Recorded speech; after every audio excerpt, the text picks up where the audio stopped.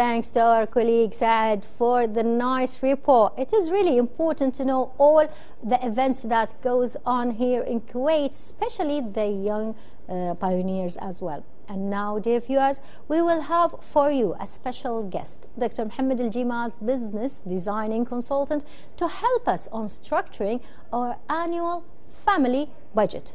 We know that there are always key elements for family budget. The budget items that are included in the basic family budgets here in Kuwait are housing, food, childcare, transportation, healthcare, traveling, other necessities.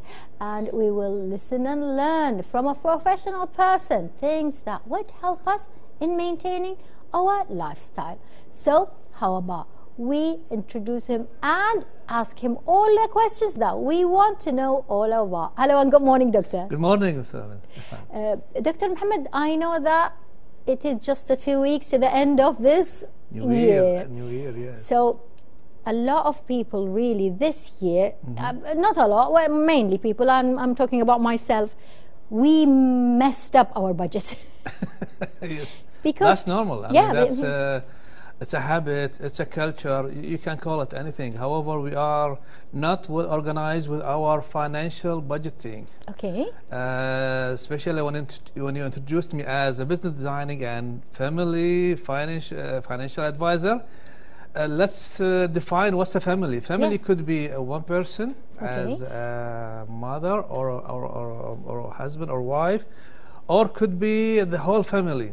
Okay. Sometimes just the father who's taking care of the budget. Yes. That's called family budget. Sometimes it's merged and combined between the husband and wife. That's what they call it, also a family budget. The issue is how to organize your budget. That's where the trick. That's where everybody fall in this line. I know the family, as you said, is a team.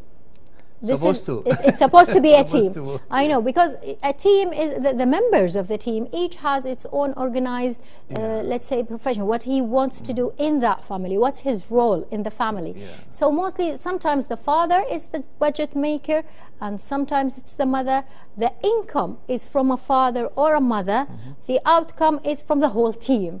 So how to manage it if we had two sources of incomes, if we say like from a mother and a father, and then we have those two sources of incomes, that really gets into the team of a family.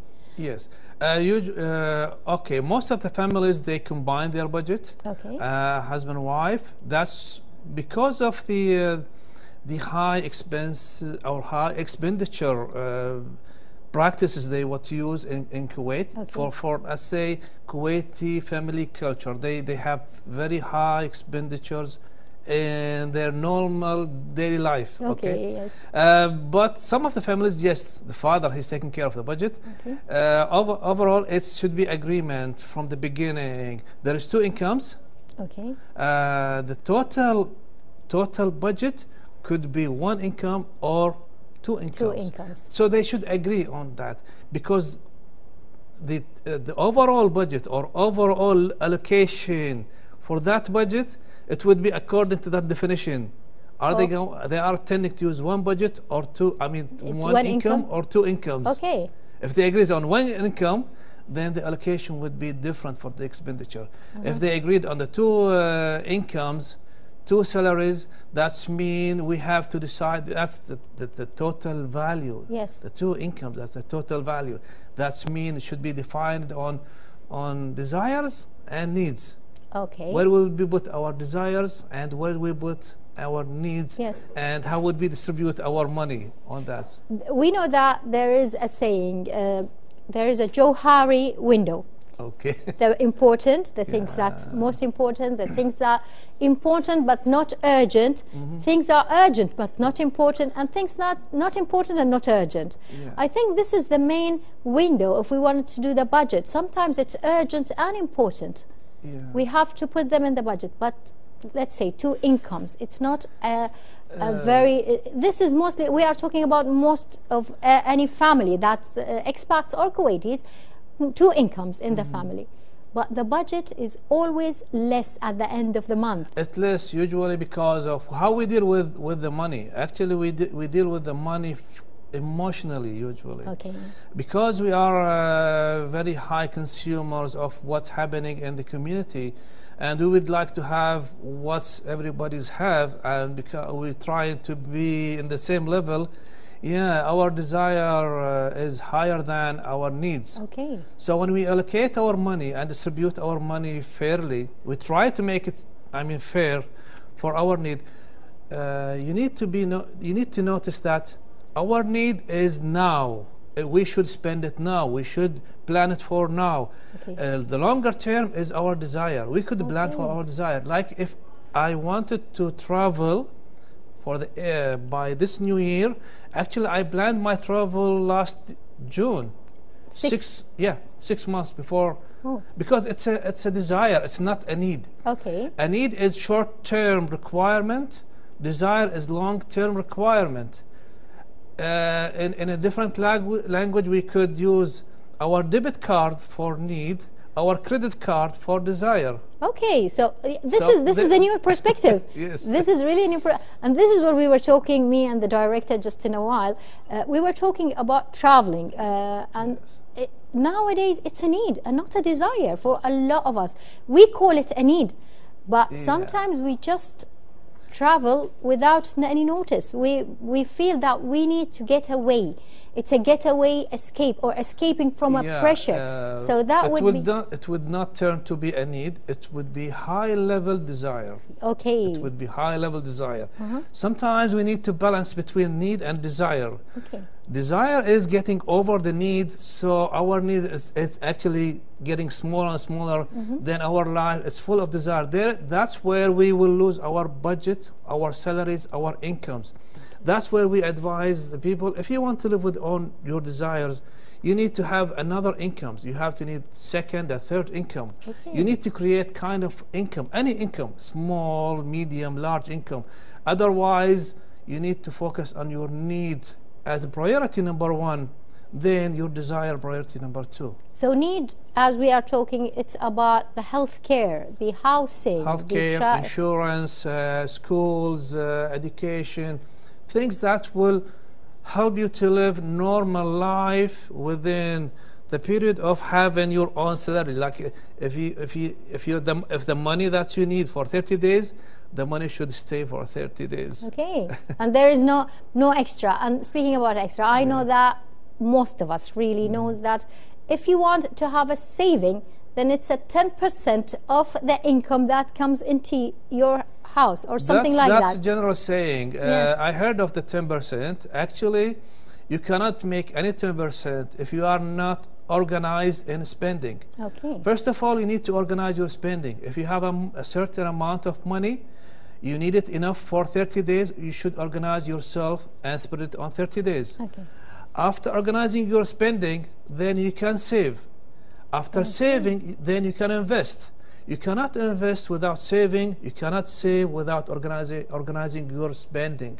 Okay, so you should not save money before organizing your expenditures. And otherwise, the expenditures you mean by the needs? The need, the amount you are getting income. Yes. For how many days you want to use those money? Okay. 30 days? You need to organize that money for 30 days. So this is why a lot of people are at the 10th day of receiving their salaries, they say, I don't have money. Yes. Organizing, saving, investment. You cannot skip anyone. You cannot jump over any one of those.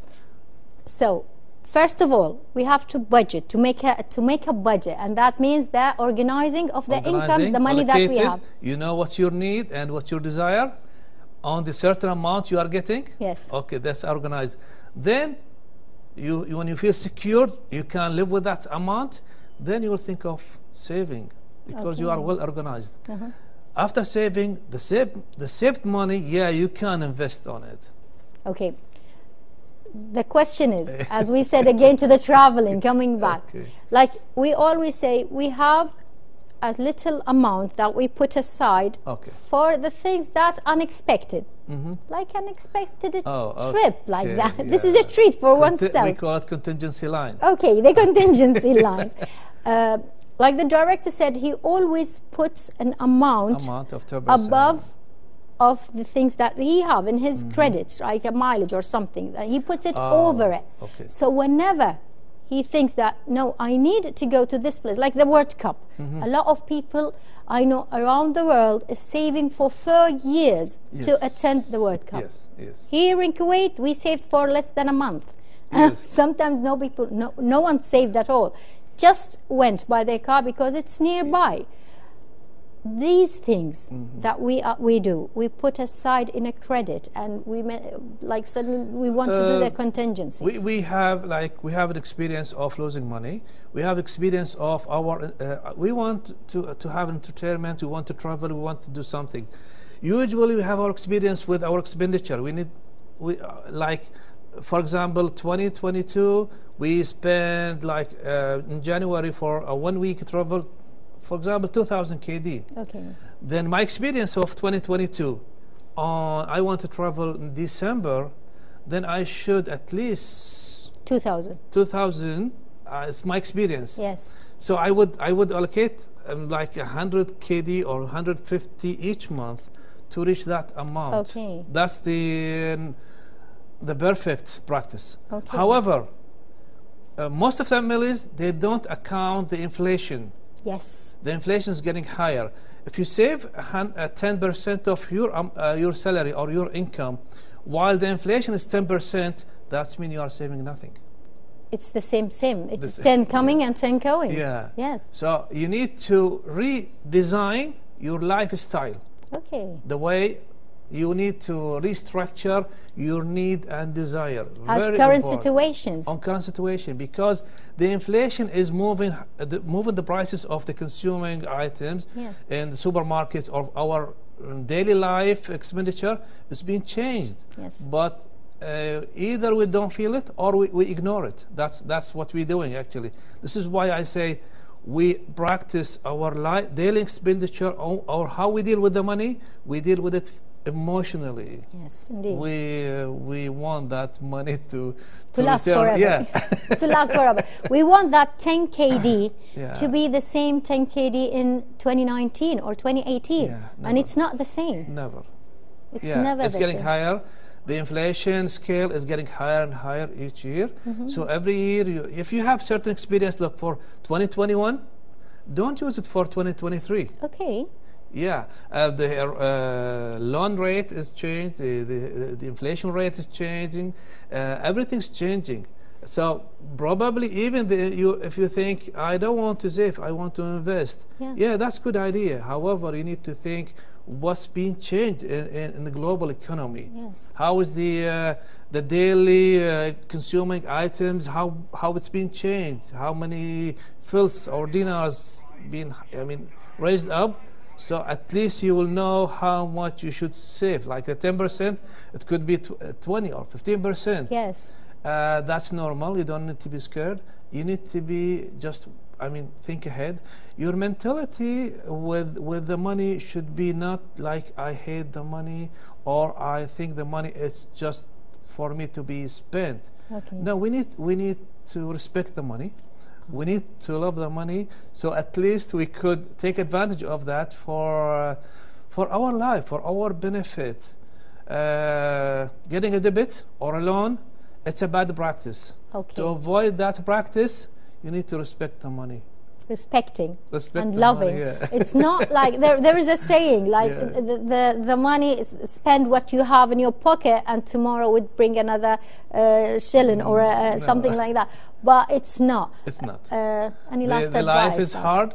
Every day we're facing the federal bank raising the interest rate. Yes. And the inflation is getting higher and higher. The market actually is getting higher and higher, above our monthly salaries income. So we need to revise our lifestyle in expenditure. Any last advice, Doctor, to us, to everyone like us? I love defining what's our need and what's our desire. I love where to use your debit card and where to use your credit card. Your need is a debit. Your desire is a credit. Don't mix those together, please. That's my advice. Thank you very much. I think now we know the things that we need are different than our desires. So never put a desire higher than your needs.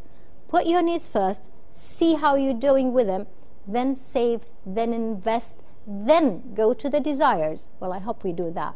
Well, Dr. Mohammad, thank you very much for giving us all of those advices and for being here with us, an early bird as always. Thank you very much. And you know, dear viewers, it is the amount that you put in the budget and into your lives. And speaking that the amount, it's a weekend. We have a little bit of desires to fulfill, and that is the movies. We've just heard with our my colleague Nof about how they do the premiere in the movies. So how about we check the top 5 in the movies box office right now with our colleague and see what do we have, and we would need a little bit of spending, Doctor, right? Yes. So let's go.